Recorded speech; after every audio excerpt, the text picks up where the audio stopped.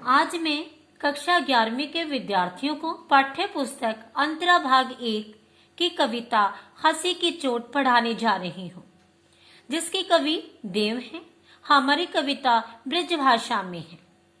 इस कविता के अंतर्गत जब नायक श्री कृष्ण ने किसी समय गोपियों की तरफ हंसते हुए देखा था और श्री कृष्ण की उस हंसी के कारण गोपियों का हृदय हर लिया गया था, अर्थात चुरा लिया गया था।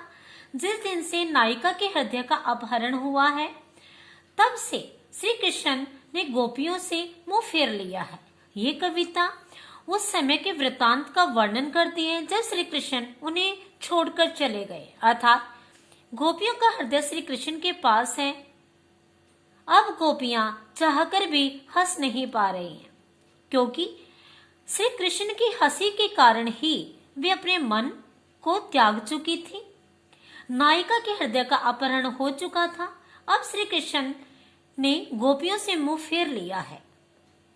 उनकी हंसी पर चोट है। आज नायिका गोपियां चाहकर भी हंस नहीं पा रही हैं, क्योंकि वो विरह अवस्था में हैं।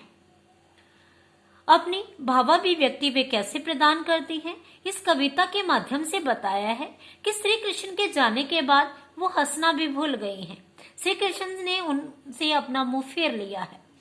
उनका शरीर इतना दुर्बल हो गया है कि जिस प्रकार 5 तत्वों से हमारा शरीर निर्मित होता है, उन 5 तत्वों में से श्री कृष्ण के वियोग के कारण एक एक तत्व लगातार निरंतर समाप्त होता प्रतीत हो रहा है।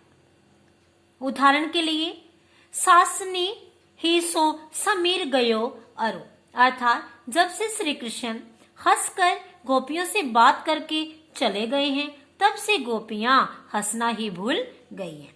और उनके वियोग में जब वे लंबी लंबी सांसें लेती हैं, अर्थात सांस ने ही सो समीर गयो, श्री कृष्ण के वियोग के बाद जब वो लंबी लंबी आहें भरती हैं, सांसें भरती हैं, तो श्वास प्रक्रिया के द्वारा उनके शरीर का वायु रूपी तत्व समाप्त हो गया है। समीर गयो का मतलब है वायु रूपी तत्व समाप्त हो गया।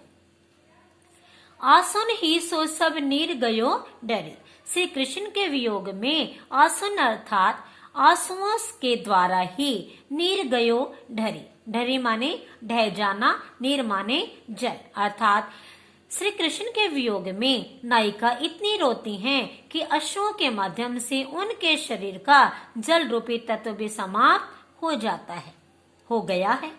तेज गयो गुण लय अपनो, अर्थात तेज का अर्थ होता है अग्नि, चमक। श्री कृष्ण के जाने के बाद नायिका की रंग रूप का तेज भी समाप्त हो गया है। उनके जीवन का जो गुण रूपी तेज था, अर्थात उनके शरीर की जो अग्नि रूपी क्षमता था, शरीर का जो तत्व था, वो भी समाप्त हो गया है। अरु भूमि गई तन की तनुजा करी, अरु माने और, भूमि माने पृथ्वी, तन माने शरीर और तनुजा माने दुर्लभ। श्री कृष्ण के जाने के बाद नायिका दुर्बल और कमजोर ऐसा ही हो जाती है, ऐसे जैसे भूमि में कुछ नहीं है, अर्थात भूमि जो पृथ्वी तत्व उनके शरीर में था, श्री कृष्ण के वियोग के कारण दुर्बलता को धारण करके पृथ्वी तत्व भी समाप्त हो गया है। देव जिए मिल ही वे ही की आस की, देव यहाँ कोष्ठक में आया है, प्रमुख रूप से वर्णन है, तो देव हमारे कवि हैं। देव जी कहते हैं कि मिल ही वे की आस में कि फिर भी इन तत्वों के जाने के बाद भी नायिका को श्री कृष्ण के मिलने की आशा है। आसों पास आकाश रहो भरे, आसों माने आशा, वो आशा में आकाश की तरफ देखते रहते हैं।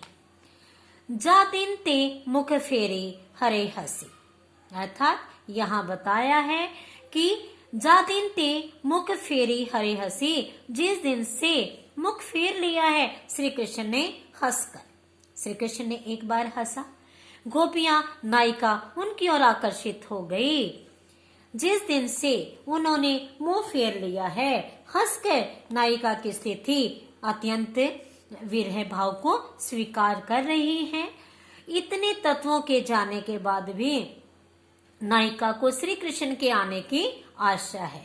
उनके प्राण अभी भी शरीर में बचे हुए हैं।